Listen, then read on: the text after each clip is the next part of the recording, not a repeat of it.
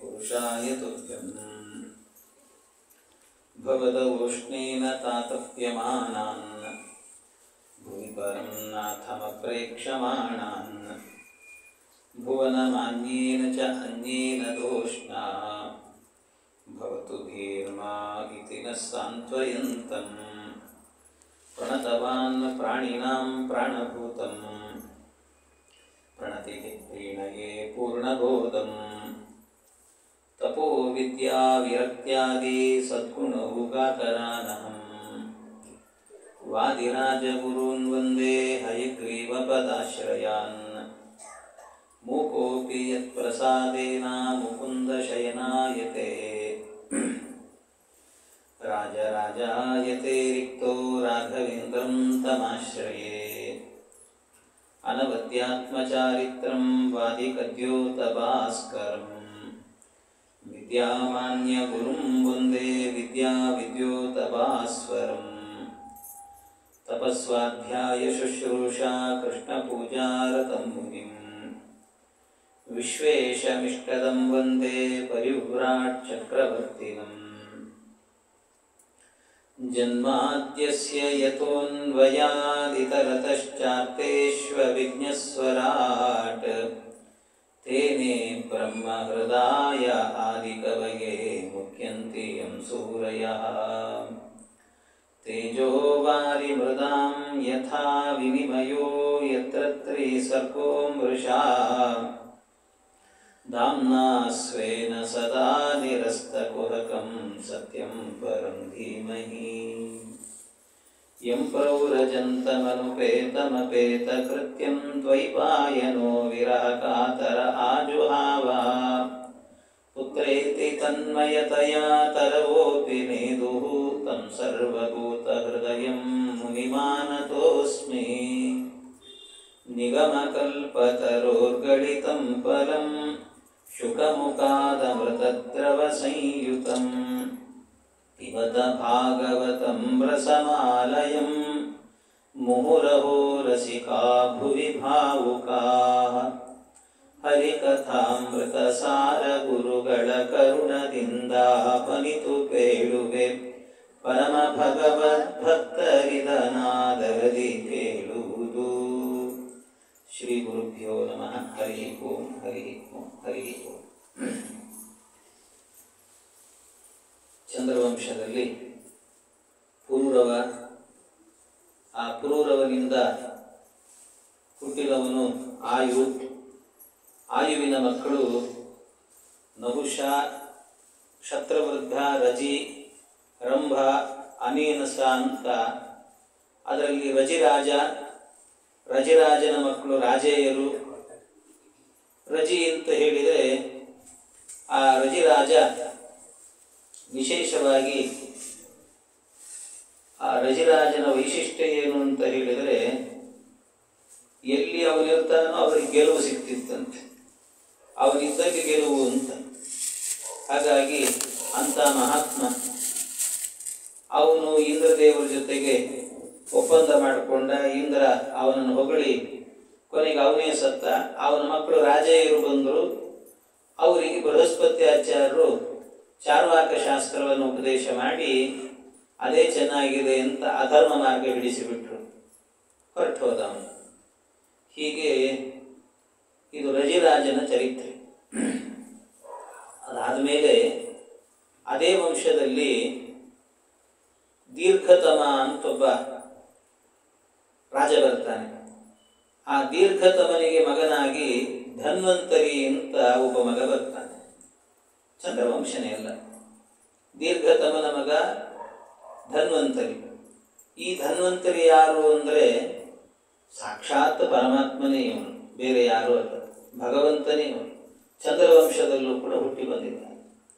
ಅದಕ್ಕೆ ಪರೀಕ್ಷಿತ ಕೇಳ್ತಾನೆ, ಸ್ವಾಮಿ, ಧನ್ವಂತರಿ ರೂಪಿ ಭಗವಂತ ಸಮುದ್ರದಲ್ಲಿ ಆ ಸಮುದ್ರ ಕಡದಾಗ ಅಮೃತದ ಕಲಶ ಹಿಡ್ಕೊಂಡು ಬಂದ ಅಂತ ಕಥೆ ಕೇಳಿದ್ದೇವೆ.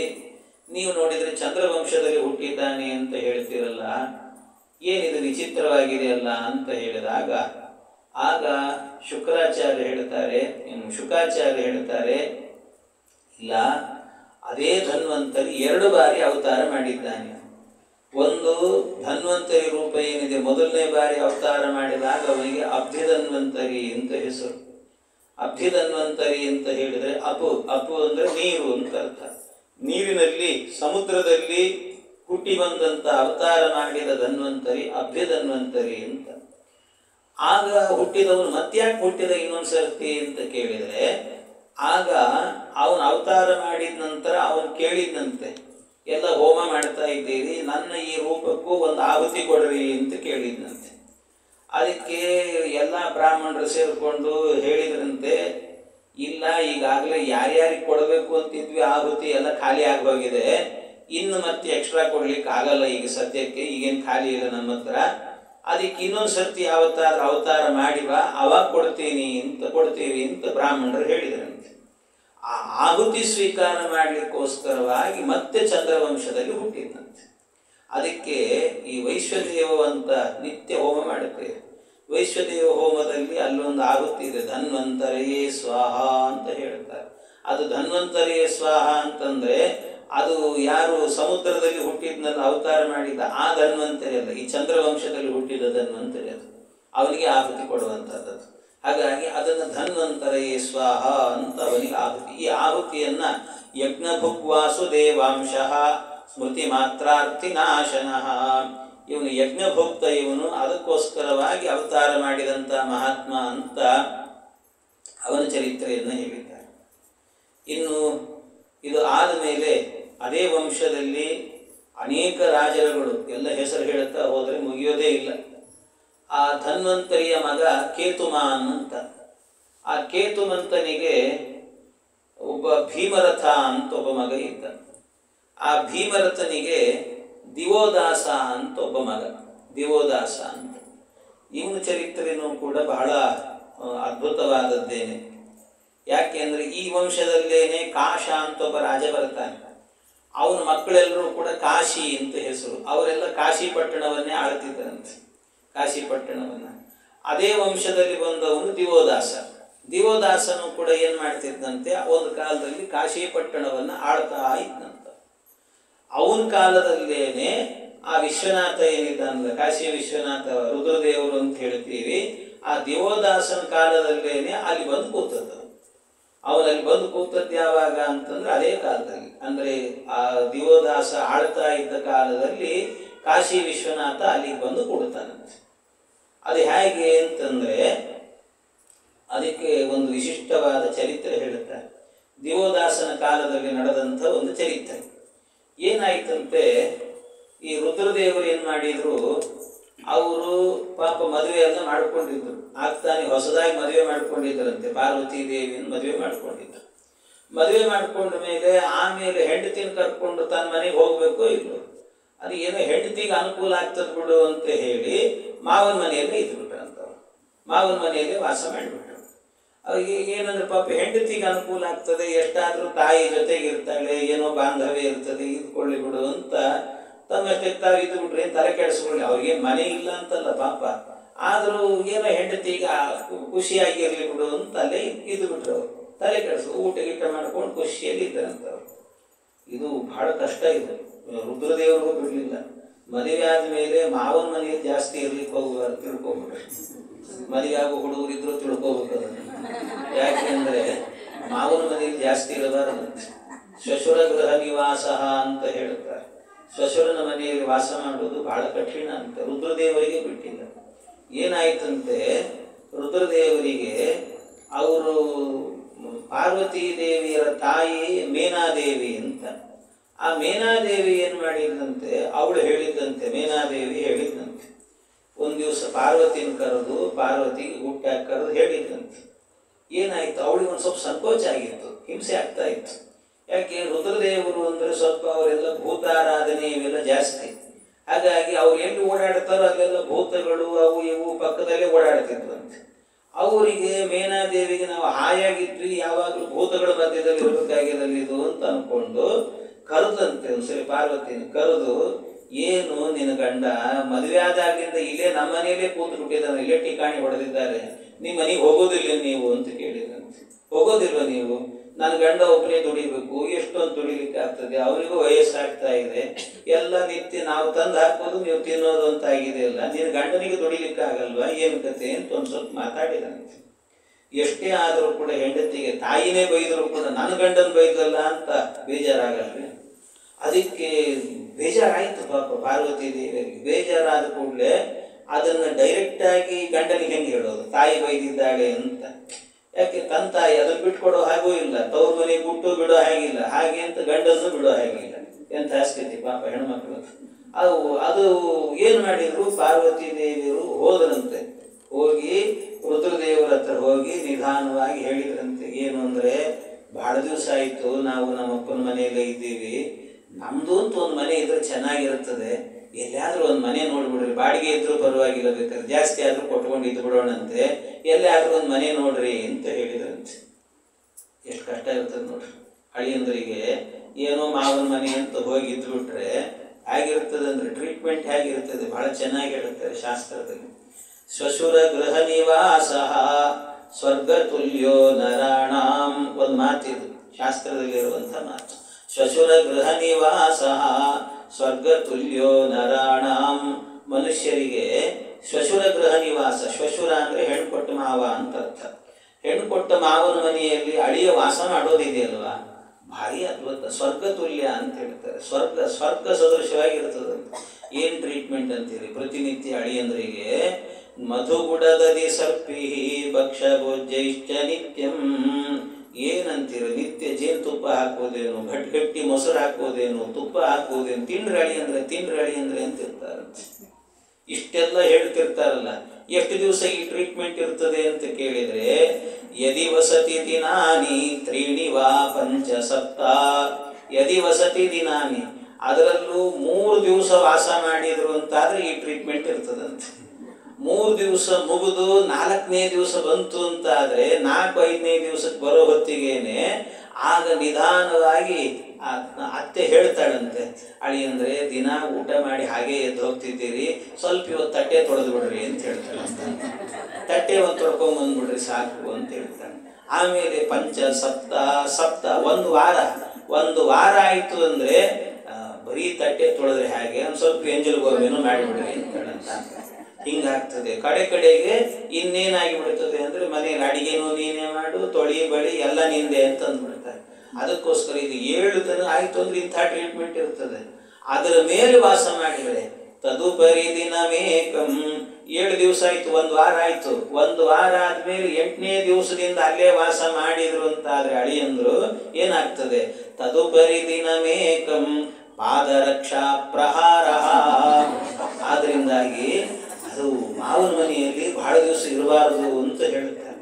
ರುದ್ರದೇವರಿಗೆ ಬಿಟ್ಟಿಲ್ಲ ಮತ್ತೆ ರುದ್ರದೇವರಿಗೆ. ಅದಕ್ಕೆ ಏನು ಮಾಡಿದ್ರು ಪಾಪ ರುದ್ರದೇವರು, ಇಂಥ ಸ್ಥಿತಿ ಬಂತಲ್ಲ ಅಂತ ತನ್ನ ಭೂತಗಣದಲ್ಲಿ ಒಬ್ಬ ಇದ್ದ. ಅವನ ಹೆಸರು ಏನು ಅಂದರೆ ನಿಶುಂಭ ಅಂತ ಅವನ ಹೆಸರು. ಆ ನಿಶುಂಭನಿಗೆ ಹೇಳಿದ್ರಂತೆ ರುದ್ರದೇವರು, ನೋಡು ಭೂಲೋಕದಲ್ಲಿ ಎಲ್ಲೋ ಒಂದು ಕಡೆ ವಾಸ ಮಾಡಬೇಕು ಅಂತ ಅಪೇಕ್ಷೆ ನನಗೆ, ನನ್ನ ಹೆಂಡತಿ ಅಪೇಕ್ಷೆ ಪಟ್ಟಿದ್ದಾಳೆ, ಅದಕ್ಕೆ ನಾವೆಲ್ಲ ಹೋಗಿ ಅಲ್ಲೇ ವಾಸ ಮಾಡೋಣಂತೆ, ಒಂದು ಯಾವುದಾದ್ರೂ ಒಳ್ಳೆ ಜಾಗ ನೋಡ್ಕೊಂಬ ಅಂತ ಹೇಳಿದ್ರಂತೆ. ಆಯಿತು ಅಂತ ಆ ನಿಶುಂಭ ಇಡೀ ಭೂಮಂಡಲವನ್ನು ಸಂಚಾರ ಮಾಡಿದಂತೆ. ಇಡೀ ಭೂಮಂಡಲ ಸಂಚಾರ ಮಾಡಿ ಬಂದರು. ಆ ನಿಶುಂಭ ಬಂದ ರುದ್ರದೇವರ ಹತ್ರ ಬಂದು ರುದ್ರದೇವರಿಗೆ ಹೇಳಿದನಂತೆ, ನಾನು ಎಲ್ಲ ಕಡೆ ಓಡಾಡಿದೆ, ಎಲ್ಲ ಚೆನ್ನಾಗಿರೋ ಜಾಗಗಳೇ ಇದ್ದಾವೆ, ಮತ್ತಿನ್ನೇನು ಹೋಗೋಣ ಬಾ ಅಂದರೆ ಎಲ್ಲ ಚೆನ್ನಾಗಿರೋ ಜಾಗಗಳೇ, ಆದರೆ ಎಲ್ಲ ವಾಸ ಮಾಡ್ತಿದ್ದಾರೆ ಈಗಾಗಲೇ ಆಲ್ರೆಡಿ ಅಲ್ಲಿ ಅಂತ ರುದ್ರದೇವರು ಹೇಳಿದರು. ವಾಸ ಮಾಡ್ತಿದ್ರೆ ಏನಂತೆ, ಅವ್ರನ್ನ ಬಿಡಿಸಿ ನಾವು ಕೂಡೋಣ ಅಂತಂದರು. ಅವ್ರನ್ನ ಅಲ್ಲಿಂದ ಓಡಿಸೋಣ, ನಾವು ಹೋಗಿ ಕೂತ್ಕೊಳ್ಳೋಣ ಅಂತಂದರು. ಹೌದಾ, ಹಂಗಾದ್ರೆ ಸರಿ, ಮತ್ತೇನು ನೀವು ಆದೇಶ ಮಾಡಿದರೆ ನಾ ಕೆಲಸ ಮಾಡ್ತೀನಿ, ಎಲ್ಲರನ್ನ ಅಲ್ಲಿಂದ ಕಳಿಸೋ ಕೆಲಸ ಮಾಡ್ತೀನಿ. ಹೌದಾ, ಆಯ್ತು ಹಾಗಾದ್ರೆ ಹಾಗೆ ಮಾಡು ಅಂತಂದು ಈ ನಿಶುಂಭ ಏನು ಮಾಡಿದಂತೆ, ಸರಿಯಾಗಿ ಈ ಕಾಶಿ ಪಟ್ಟಣಕ್ಕೆ ಬಂದ. ಕಾಶಿ ಪಟ್ಟಣಕ್ಕೆ ಬಂದವನು ಅಲ್ಲಿ ನದಿ ತೀರದಲ್ಲಿ ಒಬ್ಬ ಕ್ಷೌರಿಕ ಕೂತಿದ್ದಂತೆ. ಆ ಕ್ಷೌರಿಕ ರಾತ್ರಿ ಅಲ್ಲೇ ಮಲಗ್ತಿದ್ದ. ಅವನು ಮಲಗಿದಾಗ ಈ ನಿಶುಂಭ ಅವನ ಸ್ವಪ್ನದಲ್ಲಿ ಬಂದಂತೆ. ಸ್ವಪ್ನದಲ್ಲಿ ಬಂದು ಆ ಕ್ಷೌರಿಕನಿಗೆ ಹೇಳಿದಂತೆ, ನನ್ನ ಹೆಸರು ನಿಶುಂಭ, ನನ್ನ ಮೂರ್ತಿ ಸರಿಯಾಗಿ ನೋಡು ನೀನು, ಈ ನನ್ನ ಮೂರ್ತಿಯನ್ನ ಪ್ರತಿಷ್ಠೆ ಮಾಡಿ ನನಗೊಂದು ದೇವಸ್ಥಾನ ಕಟ್ಟಿಸಿದ್ರೆ ನೀನು ಕೇಳಿದ ವರಗಳನ್ನು ಕೊಡ್ತೀನಿ, ನಿನಗಷ್ಟೇ ಅಲ್ಲ ಇಡೀ ಊರಿನವರಿಗೆ ಕೊಡ್ತೀನಿ ಅಂತ ಹೇಳಿದರು. ಆಯಿತು ಅಂತ ಇವನೇನು ಮಾಡಿದ, ಬೆಳಗಾತ ಎದ್ದು ಕೂಡಲೇ ಆ ಮೂರ್ತಿ ನೆನಪಾಯಿತು, ಹೋಗಿ ಒಬ್ಬ ಶಿಲ್ಪಿಗೆ ಹೇಳಿ ಕೆತ್ತಿಸಿದ್ನಂತೆ ಅದನ್ನೆಲ್ಲ. ಅವನಿಗೆ ದೇವಸ್ಥಾನ ಕಟ್ಟಬೇಕು, ದುಡ್ಡಿಲ್ಲ ಅವನ ಹತ್ರ. ಕಡೆಗೆ ದಿವೋದಾಸ ರಾಜ ಇದ್ನಲ್ಲ, ಅವನ ಹತ್ರ ಹೋಗಿ ಕೇಳಿದ್ನಂತೆ, ಹಿಂಗೆ ದೇವಸ್ಥಾನ ಕಟ್ಟಬೇಕು ನಾವು, ನಮಗೊಂದು ಸ್ವಲ್ಪ ಸಹಾಯ. ಆಯಿತು ಅಂತ ಅವನೆಲ್ಲ ಸಹಾಯ ಮಾಡಿದ. ಸಹಾಯ ಮಾಡಿ ದೊಡ್ಡ ದೇವಸ್ಥಾನವೇ ಕಟ್ಟಿದ್ರೆ ಎಷ್ಟು ಪ್ರಸಿದ್ಧಿ ಆಯಿತು ಆ ದೇವಸ್ಥಾನ ಅಂದರೆ, ಆ ಊರಲ್ಲಿ ಬೇರೆ ಬೇರೆ ಹಳೆಯ ದೇವಸ್ಥಾನಗಳೆಲ್ಲ ಹೋಗೇ ಬಿಟ್ಟು ಎಲ್ಲ ಇದಕ್ಕೆ ಬರ್ಲಿಕ್ಕೆ ಶುರು ಮಾಡಿದ್ರಂತೆ. ಯಾಕೆ ಅಂದರೆ ಏನು ವರ ಕೇಳಿದ್ರು ಕೊಟ್ಟು ಬಿಡ್ತಿದ್ದ. ಮಕ್ಕಳು ಬೇಕಾ ಮಕ್ಕಳು, ಮದುವೆ ಬೇಕಾ ಮದುವೆ, ಏನು ಬೇಕು ಅದೆಲ್ಲ ಕೊಡ್ತಿದ್ರಂತೆ. ಅಂಥ ವರವನ್ನು ಕೊಡುವಂಥ ಒಂದು ದೇವಸ್ಥಾನ ತಯಾರಾಗಿಬಿಡ್ತು. ಆಗ ಈ ದಿವೋದಾಸ ಇದ್ನಲ್ಲ, ಈ ದಿವೋದಾಸ ರಾಜನಿಗೆ ಏನಾಯಿತು ಅಂದರೆ, ಅವನ ಹೆಂಡತಿ ಹೇಳಿದಂತೆ, ಅಲ್ಲ ಜಗತ್ತಿನಲ್ಲಿ ಇಡೀ ನಮ್ಮ ಪಟ್ಟಣದಲ್ಲಿರುವಂಥವ್ರು ಎಲ್ಲರಿಗೂ ಕೂಡ ಆ ನಿಶುಂಭನ ದೇವಸ್ಥಾನಕ್ಕೆ ಹೋದರೆ ಕೇಳಿದ್ದೆಲ್ಲ ಸಿಗ್ತಾ ಇದೆ, ನಮಗೆ ಮಕ್ಕಳಿಲ್ಲ, ನಾವು ಹೋಗಿ ಕೇಳೋಣಂತೆ, ನಮಗೂ ಮಕ್ಕಳಾಗ್ತಾವೆ ಅಂತ ಹೇಳಿದ್ನಂತೆ. ದಿವೋದಾಸ ಹೇಳಿದ, ಹಾಗಾದ್ರೆ ಹೋಗಿ ಸೇವೆ ಮಾಡು ಅಂತಂದು. ಆಯಿತು ಅಂತ ಎಲ್ರಿಗೂ 10-12 ದಿವಸ ಸೇವೆ ಮಾಡಿದರೆ ಫಲ ಕೊಟ್ಟು ಬಿಡ್ತಿದ್ರು. ಆದರೆ ಈ ಹೆಂಡತಿ ಏನಿದ್ದಾಳೆ, ದಿವೋದಾಸನ ಹೆಂಡತಿ, ವರ್ಷಗಟ್ಟಲೆ ಸೇವೆ ಮಾಡಿದಂತೆ. ಅಷ್ಟು ಮಾಡಿದರೂ ಕೂಡ ವರ ಸಿಗಲಿಲ್ಲ, ಸಂತಾನ ಆಗಲಿಲ್ಲ. ಕಡೆಗೆ ಹೆಂಡತಿ ಬೇಜಾರು ಮಾಡಿಕೊಂಡು, ಅದನ್ನು ನೋಡಿದಂಥ ದಿವೋದಾಸನಿಗೆ ಸಿಟ್ಟು ಬಂದು ಎಲ್ಲ ನಿಶುಂಭ, ನಾನು ನಿನಗೆ ದೇವಸ್ಥಾನ ಕಟ್ಟಿಸಿದ್ರೆ ಊರಲ್ಲಿರೋರಿಗೆಲ್ರಿಗೂ ಕೂಡ ವರಗಳನ್ನು ಕೊಡ್ತಾ ಇದ್ದಿ, ನನ್ನ ಹೆಂಡತಿ ಕೊಡ್ತಾ ಇಲ್ಲಲ್ವ, ನಾ ಕಟ್ಸಿದ್ರಿಂದ ನೀ ಇಲ್ಲಿ ಕೂತಿ, ಇಲ್ಲಾಂದ್ರೆ ಎಲ್ಲಿರ್ಲಿಕ್ಕೆ ಸಾಧ್ಯ? ನನ್ನ ಹೆಂಡತಿಗೆ ವರ ಕೊಟ್ಟಿಲ್ಲ ಆದ್ರಿಂದ ನಿನ್ನ ದೇವಸ್ಥಾನವೇ ಇರಬಾರದು, ಒಡೆದು ಹಾಕಿಬಿಡ್ತೇನೆ ಅಂತ ಹೋಗಿ ಒಡೆದೇ ಹಾಕಿದ್ನಂತೆ. ಇಡೀ ದೇವಸ್ಥಾನವನ್ನೆಲ್ಲ ಒಡೆದು ಹಾಕಿದ್ನು.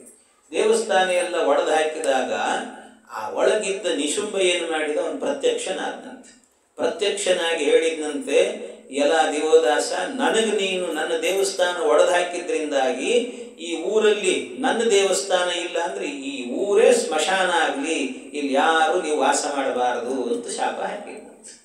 ಅವನು ಶಾಪ ಹಾಕಿದ, ಈ ಊರು ಸ್ಮಶಾನ ಆಗಲಿ ಅಂತ ಹೇಳಿದ್ರಿಂದ ಆ ಊರಿಗೆ ಎಲ್ಲರೂ ಕೂಡ ಹೆಣಗಳಂತಂದು ಸುಡ್ಲಿಕ್ಕೆ ಶುರು ಮಾಡಿದ್ರಂತೆ.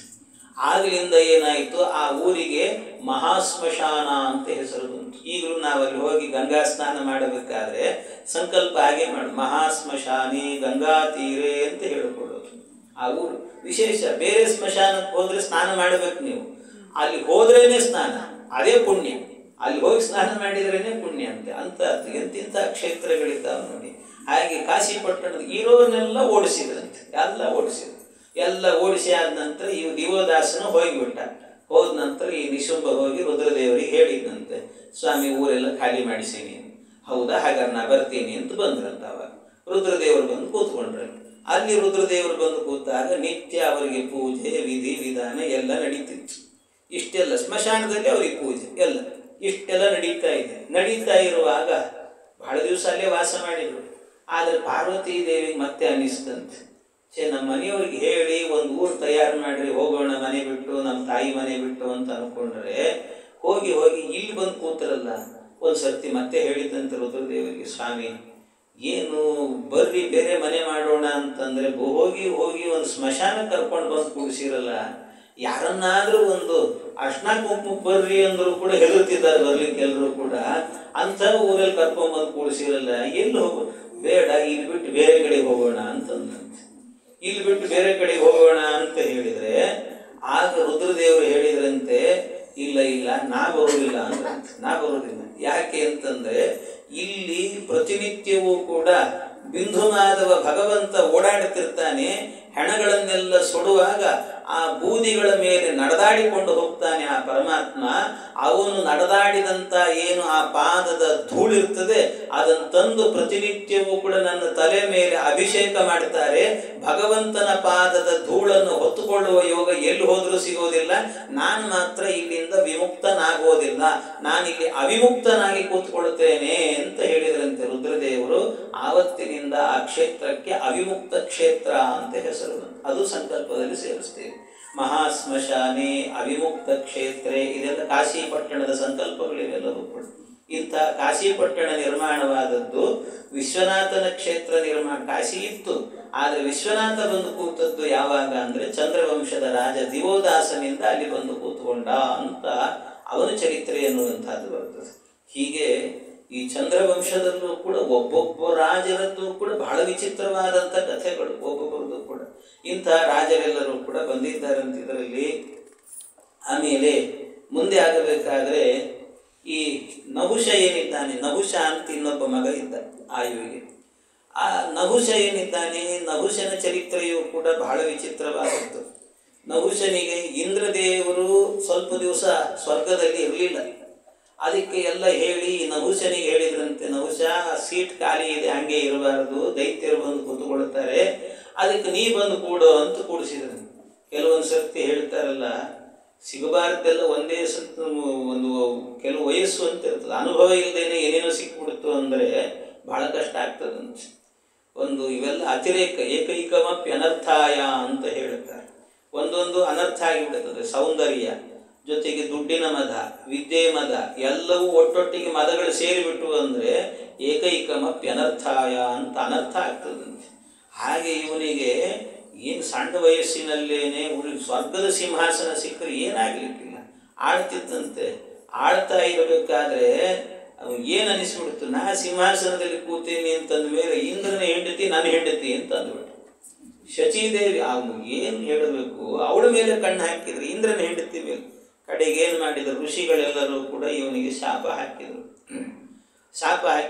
ಮುಂದೇನಾಗತ್ತೆ ಅಂತಂದರೆ ಅವನು ಒಮ್ಮೆ ಅವರು ಶಾಪ ಹಾಕಿದ್ದು ಅದರ ಜೊತೆಗೆ ಅವಳು ಹೇಳಿದ್ಲಂತೆ, ನಿನ್ನನ್ನು ಮದುವೆ ಮಾಡ್ಕೊಳ್ತೀನಿ, ಆದರೆ ಮದುವೆ ಮಾಡ್ಕೊಳ್ಬೇಕಾದ್ರೆ ಲೋಕದಲ್ಲಿ ಸಪ್ತಋಷಿಗಳು ಅಂತಿದ್ದಾರೆ, ಅಗಸ್ತ್ಯರು ಮೊದಲಾದವರೆಲ್ಲ, ಅವರ ಕೈಯಿಂದ ನೀನು ಪಲ್ಲಕ್ಕಿ ಹೊರಿಸ್ಬೇಕು ಅಂತಂದ್ರು. ಪಲ್ಲಕ್ಕಿ ಹೊರಿಸ್ಬೇಕು ಅಂದ್ರೆ ತಾನು ಕೂತ್ಕೊಂಡ ಆ ಋಷಿಗಳನ್ನೇ ಕರೆಸಿದ, ಪಲ್ಲಕ್ಕಿ ಹೊರ್ರಿ ಅಂತಂದ್ರು. ಪಾಪ ಋಷಿಗಳು ಏನೋ ರಾಜಗಳು ಅಂತ ಹೊತ್ತರು. ಪಾಪ ಹೊತ್ತರೆ ಸ್ವಲ್ಪ ಅವರು ಅಗಸ್ತ್ಯರು ಸ್ವಲ್ಪ ಕುಳ್ಳಗಿದ್ರು, ಅವ್ರು ಇರೋದೇ ಸ್ವಲ್ಪ ಕುಳ್ಳಗಿದ್ರು. ಅದಕ್ಕೆ ಅವ್ರೇನೋ ಸ್ವಲ್ಪ ಎಡವಿದ್ರು ಅಂತೇಳಿ ಕಾಲಲ್ಲಿ ಒದಿತೀನಿ ನೋಡು ಅಂತ ಕುಂಭಡಿಂಬ ಅಂದ್ರಂತೆ. ಗಡಿಗೆಯಲ್ಲಿ ಹುಟ್ಟಿದವರು ಅವರು ಅಗಸ್ತ್ಯರು, ಕುಂಭಡಿಂಬ ಅಂದ್ರಂತೆ. ಕುಂಭದಲ್ಲಿ ಹುಟ್ಟಿದ ಡಿಂಬ ನೀನು ಅಂತೇನೋ ಅಂದ್ರಂತೆ. ಸಿಟ್ಟು ಬಂತವರಿಗೆ, ಅಗಸ್ತ್ಯರಿಗೆ ಶಾಪನೆ ಕೊಟ್ಟರು.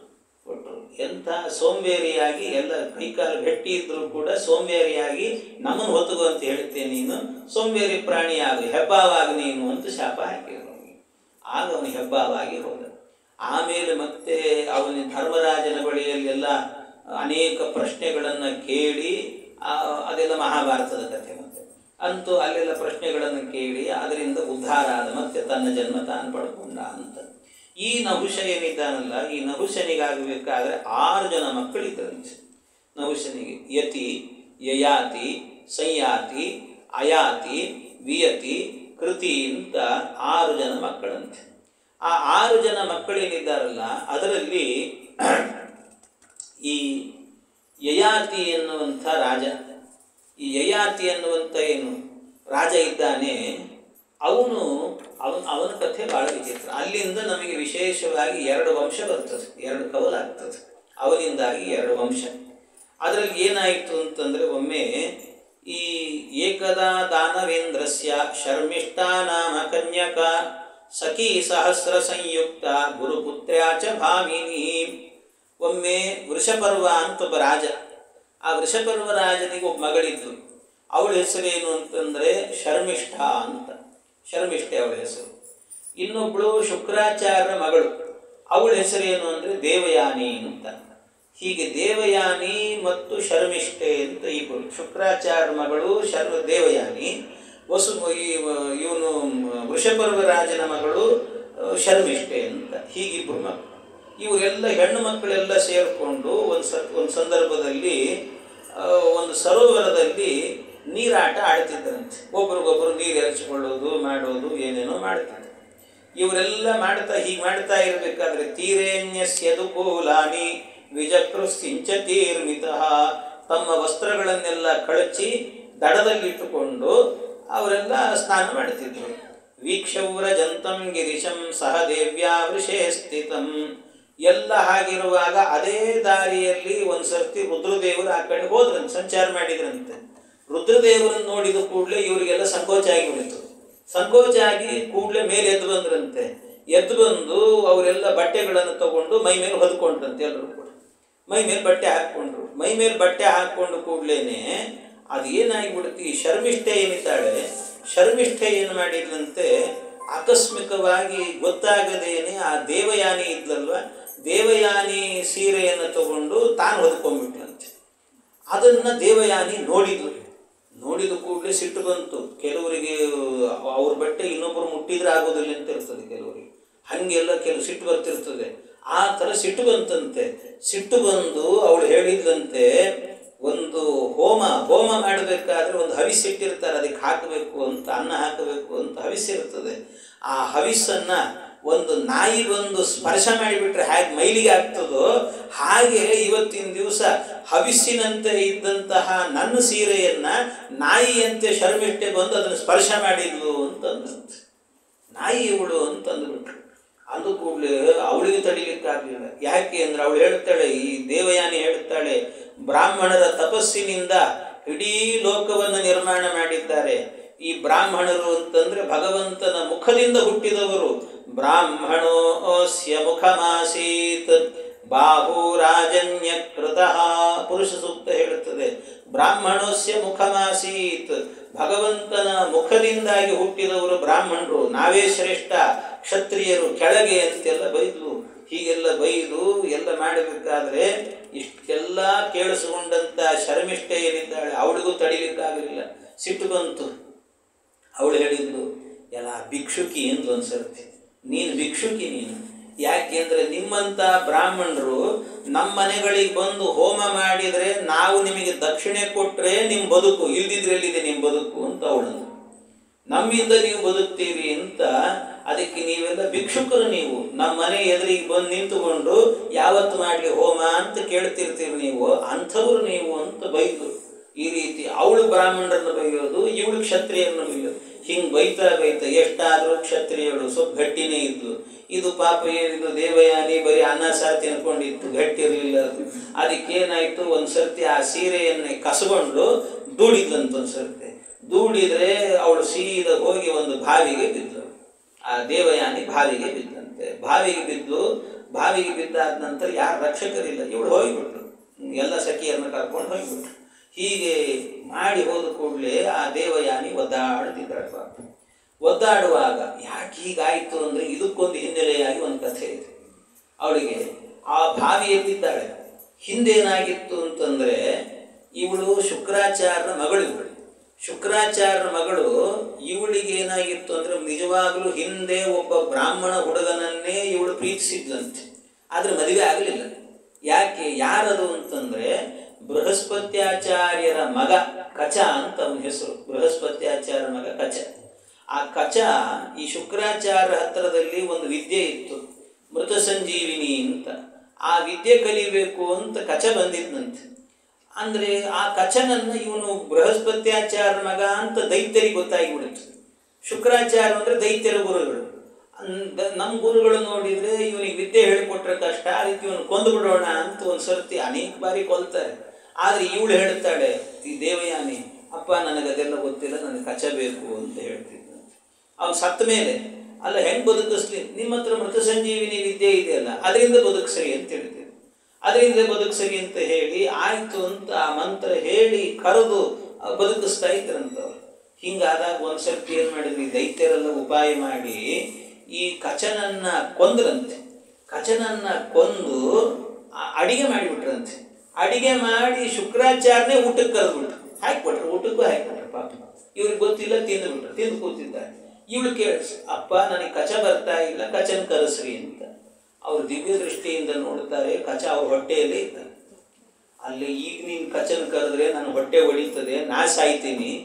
ನಾ ಬೇಕು ಅಂದರೆ ಕಚನ್ ಮರಿಬೇಕು, ಕಚ ಬೇಕು ಅಂದರೆ ನನ್ನನ್ನು ಮರಿಬೇಕು ಅಂತ. ಇವಳು ಹೇಳಿದ್ರು, ಇಲ್ಲ ಇಬ್ಬರು ಬೇಕು ನನಗೆ ಅಂತ. ಇಬ್ಬರು ಬೇಕು, ಅದು ಹೆಂಗೆ ಸಾಧ್ಯ, ನಾ ಹೇಳ್ತೀನಿ ಅಂತ. ನೋಡು ಏನು ಅಂದರೆ, ಒಂದು ಕೆಲಸ ಮಾಡಿರಿ, ಕಚ ಏನಿದ್ದಾನೆ ಅವನಿಗೆ ಜೀವ ತುಂಬ್ರಿ, ನಿಮ್ಮ ಹೊಟ್ಟೆ ಒಳಗಿರುವಾಗಲೇ ಜೀವ ತುಂಬ್ರಿ. ಅವನಿಗೆ ಜೀವ ತುಂಬಿದ ಮೇಲೆ ಆಮೇಲೆ ಆ ಹೊಟ್ಟೆ ಒಳಗಿದ್ದಾಗಲೇ ಏನು ಮಾಡ್ರಿ ಅಂತಂದರೆ ಆ ಮಂತ್ರೋಪದೇಶವನ್ನು ಮಾಡ್ರಿ. ಏನು ಮಂತ್ರ ಇದೆ ಅಲ್ವಾ, ಈ ಮೃತ ಸಂಜೀವಿನಿ ಮಂತ್ರ, ಅವನಿಗೆ ಹೊಟ್ಟೆ ಒಳಗೇನೆ ಉಪದೇಶ ಮಾಡ್ರಿ. ಆಮೇಲೆ ನೀವು ಹೊರಗೆ ಕರೀರಿ, ಅವನ್ನ ಹೊಟ್ಟೆ ಹೊಡ್ಕೊಂಡ್ಬರ್ತಾನೆ. ಅವನಿಗೆ ಮೃತ ಸಂಜೀವಿನಿ ವಿದ್ಯೆ ಇರ್ತದೆ, ಆದ್ರಿಂದ ಅವನಿಗೆ ಹೇಳ್ತೀನಿ ನಿಮ್ಮನ್ನು ಬದುಕಿಸ್ಲಿಕ್ಕೆ ಅಂತ, ನಿಮ್ಮನ್ನು ಬದುಕಿಸ್ತಾನೆ ಅಂತ ಹೇಳಿ. ಒಂದು ಸರ್ತಿ ತಲೆ ತೆರಗಿತ್ತಂತೆ ಶುಕ್ರಾಚಾರ್ಯ.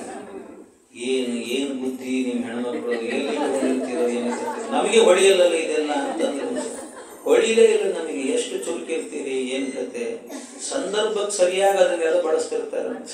ಆದ್ರಿಂದಾಗಿ ಸ್ತ್ರೀ ಬುದ್ಧಿ ಪ್ರಳಯಾಂತಕಃ ಅಂತ ಹೇಳ್ತಾರೆ. ಹಾಗೆ ಅಂಥ ಬುದ್ಧಿ ನಿಮ್ದು ಏನು ಕತೆ, ಸರಿ ಆಯಿತು ಅಂತ ಹಂಗೆ ಮಾಡಿದ್ರು. ಮಾಡಿ ಆಮೇಲೆ ಅವನ್ನ ಹೊರಗೆ ಕರೆದ್ರು. ಇವರು ಶುಕ್ರಾಚಾರ್ಯರು ಬದುಕಿದಾಗ ಆಗ ಹೇಳಿದ್ರಂತೆ, ಕಚನಿಗೆ ಹೇಳಿದ್ದಂತೆ ದೇವಯಾನಿ, ನಿನ್ನನ್ನು ಬದುಕಿಸಿದ್ದೆ ನಿನ್ನನ್ನು ಮದುವೆ ಮಾಡ್ಕೊಳ್ಳಿಕ್ಕೆ, ನನ್ನನ್ನು ಮಾಡ್ಕೋ ಅಂತೇಳಿ. ಅದಕ್ಕೆ ಅವನು ಹೇಳಿದ, ನನಗೆ ಮೃತ ಸಂಜೀವಿನಿ ಬೇಕಿತ್ತು, ಸಿಕ್ತು, ನಾ ಹೊರಟೆ ಅಂತಂದ. ನೀ ಮದುವೆ ಮಾಡ್ಕೋಬೇಕು, ಇಲ್ಲ ನಿನಗೆ ವಿದ್ಯೆನೇ ಫಲಿಸಬಾರದು ಅಂತ ಶಾಪ ಹಾಕಿಲ್ಲ ಅಂತವ್ರು. ನೀನು ನನಗೆ ಶಾಪ ಹಾಕಿದ್ರಿಂದ ನಿನಗೆ ನಾನು ಶಾಪ ಹಾಕ್ತೀನಿ, ನಿನ್ನ ಜೀವನದಲ್ಲೇ ನಿನಗೆ ಬ್ರಾಹ್ಮಣ ವರ ಸಿಗಬಾರದು ಅಂತ ಶಾಪ ಹಾಕಿದ್ರು. ಹಾಗೆ ಶಾಪ ಹಾಕಿದ್ರ ಫಲ ಈಗ ಶರಮಿಟ್ಟು ಅದರಲ್ಲಿ ಹಾಕಿದ್ರು, ಬಾವಿಗೆ ಹಾಕಿದ್ರು ಅಂತ. ಬಾವಿಗೆ ಹಾಕಿದ್ರು.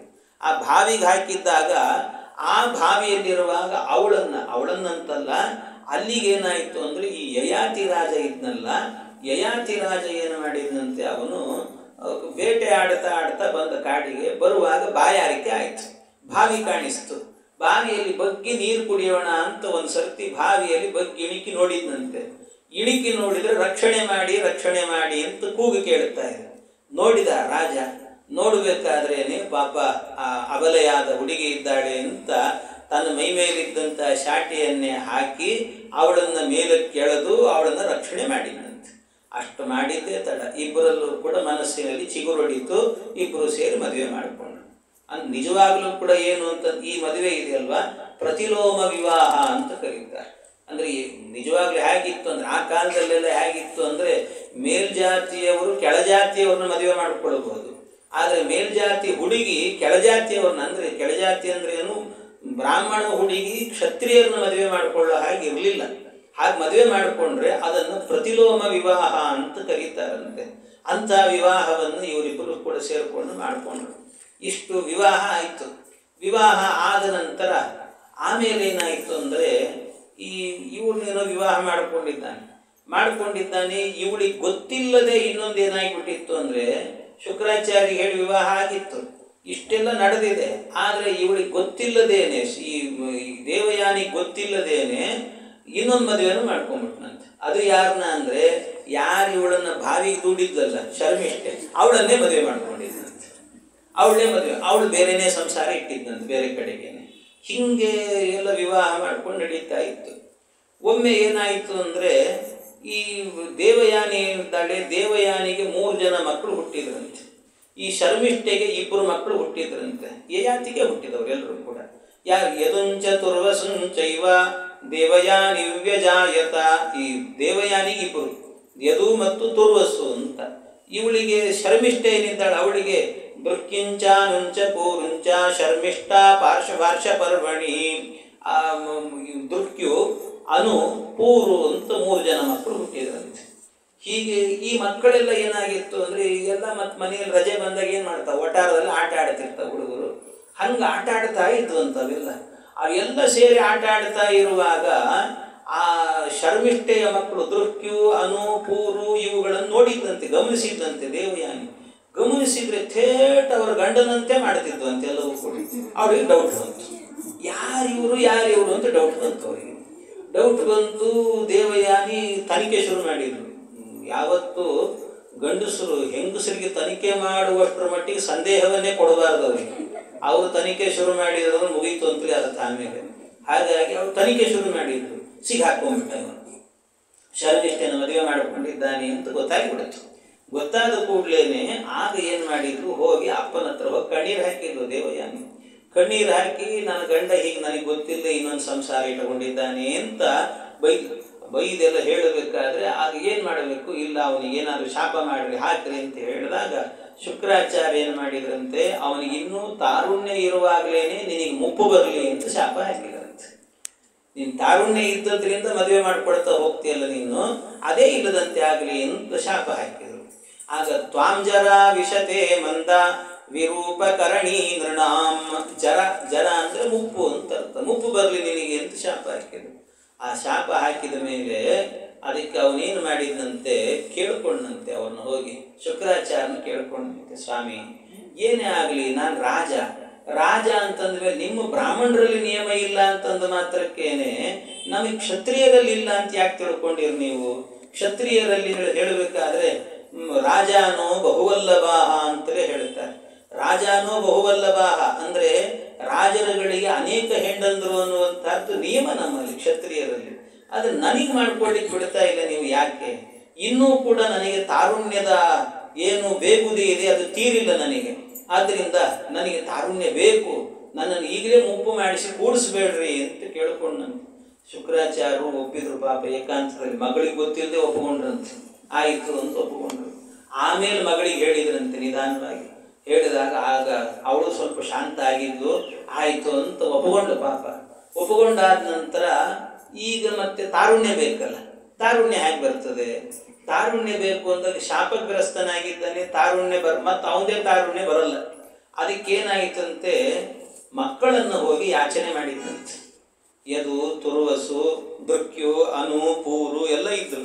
ಮೊದಲು ಯದುರಾಜನ ಬಳಿಗೆ ಹೋದನಂತೆ. ಯದುರಾಜನ ಬಳಿಗೆ ಹೋಗಿ, ಯದು ನನಗಿನ್ನೂ ಕೂಡ ತಾರುಣ್ಯ ಬೇಕು ಅಂತಿದೆ, ನಾನಿನ್ನೂ ತೃಪ್ತನಾಗಿಲ್ಲ. ಅತೃಪ್ತೋಸ್ಮ್ಯದ್ಯ ಕಾಮಾನ ಬ್ರಹ್ಮನ್ ದುಹಿತರಿಸ್ಮತೆ. ಅದರಿಂದ ನನಗೆ ಅತೃಪ್ತನಾಗಿದ್ದೇನೆ, ನನಗೆ ಇನ್ನೂ ಬೇಕು ತಾರುಣ್ಯ, ನಿನ್ನ ತಾರುಣ್ಯ ನನಗೆ ಕೊಡು ಅಂತ ಕೇಳಿದ್ದಕ್ಕೆ ಆ ಯದು ಹೇಳ್ತಾನೆ, ಯೌವನದ ಕಾಲದಲ್ಲಿ ನಡುವೆ ಬರುವಂತಹ ಈ ಮುಪ್ಪಿನಿಂದ ವಿರಕ್ತನಾಗಿ ಇರಲಿಕ್ಕೆ ನಾ ಬಯಸೋದಿಲ್ಲ. ಇದಿನ್ನೂ ನನಗೆ ಯೌವನ ತಾರುಣ್ಯ ಇದೆ, ಈಗಲೇ ನನಗೆ ಮುಪ್ಪು ಬರುತ್ತದೆ ಅಂದರೆ ಹೆಂಗಾಗ್ತದೆ? ನಾನಿನ್ನೂ ಕೂಡ ನನ್ನ ಜೀವನದಲ್ಲಿ ಸಂಸಾರದ ಸುಖ ಕಂಡಿಲ್ಲ, ಅದರ ಅನುಭವ ಇಲ್ಲ. ನಿಜವಾದ ವೈರಾಗ್ಯ ಬರಬೇಕು ಅಂತಾದರೆ ಸಂಸಾರದ ಸುಖ ಕಂಡ ಮೇಲೆ ವೈರಾಗ್ಯ ಬರ್ತದಂತೆ. ಇಷ್ಟೇ ಸಂಸಾರ ಅಂತ ಅವಾಗ ಗೊತ್ತಾಗ್ತದೆ. ಅದರಿಂದಾಗಿ ಅದು ಬೇಕು ಅಂತ ಹೇಳಿ ನಾ ಕೊಡ್ಲಿಕ್ಕೆ ಆಗೋದಿಲ್ಲ ಅಂದ ಯದು. ಆಮೇಲೆ ಸರಿ ತುರ್ವಸು ಹತ್ರ ಹೋದ್ರು. ತುರ್ವಸು ಹೀಗೆ ಹೇಳಿದ. ಇನ್ನು ದೃಕ್ಯು ಅನು ಎಲ್ಲ ಹೀಗೆ ಹೇಳಿದ್ರಂತೆ. ಎಲ್ಲ ಹೇಳಿದ ನಂತರ ಕೊನೆಗೆ ಏನು ಮಾಡಿದ್ನಂತೆ, ಆ ಪೂರು ಅಂತಿದ್ದ, ಆ ಪೂರ್ವಿನ ಬಳಿ ಹೋಗಿ ಕೇಳಿದ್ನಂತೆ. ಅಂದರೆ ಇದೆಲ್ಲ ಕೇಳಬಹುದು ಹಾಗೆ ಅಂತಂದರೆ ಆ ಕಾಲದ ನಿಯಮ ಅದು ಅಂತ ಹೇಳ್ತಾರೆ. ಏನು ನಿಯಮ ಅಂತಂದರೆ ಆ ಕಾಲದಲ್ಲಿ ಮಕ್ಕಳನ್ನು ತಂದೆ ತಾಯಿಯರು ಏನು ಬೇಕಾದರೂ ಕೇಳ್ಬೋದಂತೆ, ಪ್ರಾಣ ಕೊಡುವಂತಲೂ ಕೂಡ ಕೇಳ್ಬೋದಂತೆ. ಜೀವತೋ ವಾಕ್ಯಕರಣಾತ್ ಅಂತ ಹೇಳ್ತಾರೆ. ಮಕ್ಕಳಿಗೆ ತಂದೆ ತಾಯಿಗಳು ಬದುಕಿದ್ದಾಗ ಅವರ ವಾಕ್ಯ ಪರಿಪಾಲನೆ ಮಾಡೋದೇ ಧರ್ಮ. ಆದ್ದರಿಂದ ಆ ಕಾಲದಲ್ಲಿ ಅಂತ ಧರ್ಮ ಇತ್ತು. ಈ ಕಾಲದಲ್ಲಿ ಎಲ್ಲಿದೆ ಹೇಳ್ರಿ ಅದೆಲ್ಲ? ಕೇಳೋದಿರಲಿ, ಇದ್ದದ್ದನ್ನು ಸರಿಯಾಗಿ ನೋಡಿಕೊಂಡ್ರೆ ಸಾಕಾಗಿರ್ತದೆ. ಅದು ಇರೋದಿಲ್ಲ ಸರಿಯಾಗಿ ತಂದೆ ತಾಯಿಗಳಿಗೆ, ಹಾಗಿರ್ತದೆ. ಆದರೆ ಪೂರ್ವ ಹತ್ರ ಹೋಗಿ ಕೇಳಿದ ಕೂಡಲೇ ಪೂರ್ವ ಹೇಳ್ತಾನೆ, ಅಪ್ಪ ನಾವು ಹುಟ್ಟಿದ್ದೇನೆ ನಿಮ್ಮ ಸೇವೆಗೋಸ್ಕರವಾಗಿ ಹುಟ್ಟಿದ್ದು. ನೀವಿಲ್ದಿದ್ರೆ ತಂದೆ ತಾಯಿಗಳಿಗೆ ನೀವು ಜನ್ಮನೇ ಕೊಡಲಿಲ್ಲ ಅಂದ್ರೆ ನಾವೆಲ್ಲಿ ಈ ಜಗತ್ತು ನೋಡ್ತಿದ್ವಿ. ಆದ್ದರಿಂದ ನೀವು ಕೊಟ್ಟ ಜನ್ಮ ಇದು, ನಾನು ನಿಮಗೆ ನನ್ನ ಆಯುಷ್ಯವನ್ನು ಕೊಡಲಿಕ್ಕೆ ಸಿದ್ಧನಿದ್ದೇನೆ ಅಂತ ಹೇಳಿ ಅವನ ತಾರುಣ್ಯವನ್ನೆಲ್ಲ ಕೊಟ್ಟನಂತೆ. ತಾರುಣ್ಯವನ್ನು ಕೊಟ್ಟು ಎಷ್ಟೋ ವರ್ಷ ಇವನು ಮತ್ತೆ ದೇವಯಾನಿಯ ಜೊತೆಗೆ ಮತ್ತು ಶರ್ಮಿಷ್ಠೆಯ ಜೊತೆಗೆ ಅನೇಕ ದಿನಗಳ ಕಾಲ ಸಂಸಾರ ಮಾಡಿಕೊಂಡಿದ್ದನಂತೆ. ಎಲ್ಲ ಸಂಸಾರಗಳನ್ನು ಮಾಡಿಕೊಂಡಿದ್ದು ಇದ್ದು ಕೊನೆಗೊಂದು ದಿವಸ ಇವನಿಗೆ ಸ್ವಲ್ಪ ವೈರಾಗ್ಯ ಬಂತಂತೆ. ಯಯಾತಿಗೆ ವೈರಾಗ್ಯ ಬಂದು ಅವನು ಹೇಳಿದಂತೆ, ಅವನ ಸರ್ತಿ ದೇವಯಾನಿಯನ್ನು ಕೂಡಿಸ್ಕೊಂಡು ಒಂದು ಕಥೆ ಹೇಳಿದ್ದಂತೆ. ಏನು ಕಥೆ ಹೇಳಿದ ಅಂತಂದರೆ, ನೋಡು, ಈ ಜಗತ್ತು ಎನ್ನುವಂಥದ್ದು ಅನಿತ್ಯವಾದದ್ದು. ವಿಷಯ ಸುಖ ಅನ್ನೋದನ್ನು ಉಣ್ಕೊಂಡು ಇದನ್ನು ನಿತ್ಯ ಸುಖ ಅಂತ ತಿಳ್ಕೊಂಡ್ಬಿಡ್ತಾನೆ ಮನುಷ್ಯ. ಒಂದು ಕಥೆ ಹೇಳ್ತೀನಿ ನಿನಗೆ ಅಂತಂದ. ಏನು ಅಂದರೆ, ಒಂದು ಬಾವಿ ಒಳಗೆ ಒಂದು ಮೇಕೆ ಬಿದ್ದಿತ್ತು. ಆ ಮೇಕೆಯನ್ನು ಮೇಲೆತ್ತಬೇಕು ಅಂತ ಒಂದು ಹೋತ ಹೋಗಿ ನೋಡಿತು. ಆ ಹೋತ ನೋಡಿದ ಕೂಡಲೇ ಮೇಕೆ, ಅಯ್ಯೋ ನನ್ನನ್ನು ರಕ್ಷಣೆ ಮಾಡು ಅಂತ ಹೇಳಿತು. ಆಯಿತು ಅಂತ ಅದರ ಕೋಲಿನ ಸಹಾಯದಿಂದಾಗಿ ತುದಿ ಹಿಡ್ಕೊಂಡು ಮಾಡಿ ಅದನ್ನು ಮೇಲಕ್ಕೆ ಎತ್ತಿದ ಕೂಡಲೇ ಅವೆರಡಕ್ಕೂ ಕೂಡ ಮನಸ್ಸು ಬೆರೆತು ಒಂದಾಗಿಬಿಟ್ವು. ಒಂದಾದಾಗ ಹೋತ ಮೇಕೆ ಎರಡು ಒಂದಾದವು. ಆದರೆ ಈ ಹೋತ ಏನು ಮಾಡಿತ್ತು ಅಂದರೆ, ಈ ಮೇಕೆ ಗೊತ್ತಾಗದೇನೆ ಇನ್ನೊಂದು ಮೇಕೆ ಜೊತೆಗೂ ಕೂಡ ಓಡೋಗಿತ್ತು. ಆಮೇಲೆ ಆ ಮೇಕೆ ಜೊತೆಗಿದೆ ಅಂತ ಈ ಮೇಕೆ ಗೊತ್ತಾದ ಕೂಡಲೇನೆ ಈ ಮೇಕೆ ಅದರ ಒಡೆ ಇತ್ತು. ಆ ಒಡೆಯನಿಗೆ ಹೋಗಿ ಹೇಳಿತಂತೆ, ನೋಡು ಹಿಂಗೆ ಹೋಗಿದೆ ಅಂತ. ಆಗ ಆ ಒಡೆಯ ಏನು ಮಾಡಿದ ಅಂದರೆ, ಈ ಹೋತಕ್ಕೆ ನೀನು ನಿನ್ನ ನಿನ್ನ ವೃಷಣವನ್ನೇ ನಾನು ಸೀಳುತ್ತೇನೆ ಅಂತ ಸೀಳಿಬಿಟ್ಟ ಅಂತ ಹೇಳುತ್ತಾರೆ. ಹೀಗೆ ಇಷ್ಟೆಲ್ಲ ನಡೀತು. ಆಮೇಲೆ ಮತ್ತೆ ಆ ಹೋತ ಹೋಗಿ ಕೇಳಿಕೊಡ್ತು, ತನ್ನ ಮಕ್ಕಳ ಹತ್ರ ಹೋಗಿ ಕೇಳಿಕೊಡ್ತಂತೆ, ಇನ್ನೂ ನಾನು ಈ ಸಂಸಾರದಲ್ಲಿ ಇರ್ತೀನಿ ಅಂತ ಕೇಳಿದಾಗ ಒಬ್ಬ ಮಗ ಏನು ಮಾಡಿದ್ನಂತೆ, ತಗೋ ನನ್ನ ಆಯುಷ್ಯ ನಿನಗೆ ಕೊಡ್ತೀನಿ ಅಂತ ಕೊಟ್ಟ ಅಂತೆ. ಆದರೆ ಇದರಲ್ಲಿ ಏನೂ ಇಲ್ಲ, ಇದು ನಶ್ವರ ಅಂತ ಗೊತ್ತಾಗಿದೆ ಅಂತೆ ಆ ಹೋತಕ್ಕೆ. ಈ ಸಂಸಾರ ಅನ್ನೋದು ನಿಸ್ಸಾರ ಅಂತ ಹೇಳಿದ್ನಂತೆ. ಅಂದರೆ ತನ್ನ ಕಥೆನೇ ತಾನು ಮೇಕೆಯನ್ನು ಜೋಡಿಸ್ಕೊಂಡು ಹೇಳಿದ್ನಂತೆ ಈ ಥರ ಕಥೆ. ದೇವಯಾನಿಗೆ ಅರ್ಥ ಆಗಲ್ವೇ? ಬ್ರಾಹ್ಮಣ ಹುಡುಗಿ ಅರ್ಥ ಆಯ್ತು, ಅವಳಿಗೆ ಅರ್ಥ ಆಯಿತು. ಆಯಿತು, ಏನು ಮಾಡಬೇಕಂತಿದ್ದೀರಿ ಈಗ ಅಂತ ಕೇಳಿ, ಇನ್ನು ವೈರಾಗ್ಯ ಬಂದಿದೆ ನನಗೆ. ಆಯ್ತು, ಹಾಗಾದ್ರೆ ಕಾಡಿಗೆ ಹೋಗೋಣ, ನಾನೂ ಬರ್ತೀನಿ ಅಂತ ಹೇಳಿ ಇಬ್ಬರು ಕೂಡ ಕಾಡಿಗೆ ಹೋಗಿ ಪರಬ್ರಹ್ಮನ ಧ್ಯಾನದಲ್ಲಿ ನಿರತರಾಗಿ ಕೊನೆಗೆ ಪ್ರಾಣತ್ಯಾಗವನ್ನು ಮಾಡಿ ಇಬ್ಬರು ಕೂಡ ಪರಲೋಕವನ್ನು ಸೇರಿದರು ಅಂತ ಅವರ ಚರಿತ್ರೆ ಅನ್ನುವಂಥದ್ದು. ಅಂದರೆ ಇದರಿಂದ ಏನು ತಿಳ್ಕೊಳ್ಬೇಕು ಅಂದರೆ, ಈ ಸಂಸಾರದ ಸುಖ ಅನ್ನುವಂಥದ್ದು ಎಷ್ಟಾದರೂ ಅಷ್ಟೇನೆ ಅದು ಸುಖ, ಅದೇನಿಲ್ಲ ಅದರಲ್ಲಿ. ಎಲ್ಲರೂ ಕೂಡ ಅದೇ ಸುಖ ಅಂತ ತಿಳ್ಕೊಂಡಿರ್ತಾರಷ್ಟೇ, ಅದರಲ್ಲಿ ಏನೂ ಇಲ್ಲ, ನಿಸ್ಸಾರ ಅಂತ ಅದನ್ನು ತಿಳಿಬೇಕು ಅನ್ನೋದನ್ನು ಈ ಕಥೆಯಿಂದ ತಿಳ್ಕೊಳ್ಬೇಕು ಅಂತ ಹೇಳ್ತಾರೆ. ಆಮೇಲೆ ಈ ಪೂರು ಏನಿದ್ದಾನಲ್ವ, ಪೂರ್ವಿನಿಂದಾಗಿ ಮತ್ತೆ ವಂಶ ಎನ್ನುವಂಥದ್ದು ಮುಂದುವರಿತಂತೆ. ಪೂರ್ವಿನಿಂದ ವಂಶ ಮುಂದುವರಿತು. ಆ ಪೂರ್ವಿನಿಂದ ವಂಶ ಎನ್ನುವಂಥದ್ದು ಮುಂದುವರೆದಾಗ ಅದರಲ್ಲೂ ಕೂಡ ಏನು ಅಂದರೆ ಬಹಳ ಅದ್ಭುತ. ಆ ಪೂರ್ವಿನ ವಂಶದ ಕಥೆಯು ಕೂಡ ಅದ್ಭುತವಾಗಿರುವಂಥದ್ದು. ಅವನ ವಂಶದಲ್ಲಿ ಅನೇಕ ರಾಜರುಗಳು ಬಂದರು. ಅದರಲ್ಲೇನೆ ಮುಂದೆ ಒಬ್ಬ ಕುರು ಅಂತ ಒಬ್ಬ ರಾಜ ಬರ್ತಾನೆ, ಕುರು ರಾಜ ಅಂತ. ಆ ಕುರು ರಾಜ ಅಂತ ಹೇಳಿದರೆ ಅವನದ್ದು ಒಂದು ವಿಚಿತ್ರವೇ ಕುರು ರಾಜನದ್ದು. ಕುರು ಅಂತ ಒಬ್ಬ ರಾಜ, ಅವನಿಂದಲೇನೆ ಮುಂದೆ ಕೌರವರು ಅಂತ ಬರ್ತಾರೆ. ಇಲ್ಲಿಂದ 2 ಕವಲು ಅಂತ ಹೇಳಿದೆ ನೋಡಿ, ಯಯಾತಿಯಿಂದ 2 ಕವಲು. ಯಾಕೆ ಅಂದರೆ ಯಯಾತಿಗೆ ದೇವಯಾನಿ ಹುಟ್ಟಿದವನು ಯಾರು ಅಂತಂದರೆ ಯದು, ಇವರಲ್ಲಿ ಶರ್ಮಿಷ್ಠೆಯಲ್ಲಿ ಹುಟ್ಟಿದವನು ಪೂರು. ಹಾಗಾಗಿ ಯದು ಏನಿದ್ದಾನೆ, ಯದುವಿನಿಂದ ಮುಂದುವರೆದ ವಂಶ ಏನಿದೆ ಯಾದವರ ವಂಶ, ಅಲ್ಲಿ ಕೃಷ್ಣ ಬರ್ತಾನೆ. ಈ ಕಡೆ ಪೂರ್ವಿನಿಂದ ಮುಂದುವರೆದ ವಂಶ ಏನಿದೆ ಅಲ್ವಾ, ಆ ವಂಶದಲ್ಲಿ ಕೌರವರು ಪಾಂಡವರು ಇವರೆಲ್ಲ ಬರುವಂಥದ್ದು. ಹೀಗೆ ಅಲ್ಲಿಂದ 2 ಕವಲಾಗುವಂಥದ್ದು. ಅದರಲ್ಲಿ ಪೂರ್ವಿನ ವಂಶ ಏನಿದೆ ಆ ವಂಶದಲ್ಲಿ ಕುರು ಅಂತ ಒಬ್ಬ ರಾಜ ಬಂದ, ಕುರು ರಾಜ ಅಂತ ಹೆಸರು ಅವನಿಗೆ.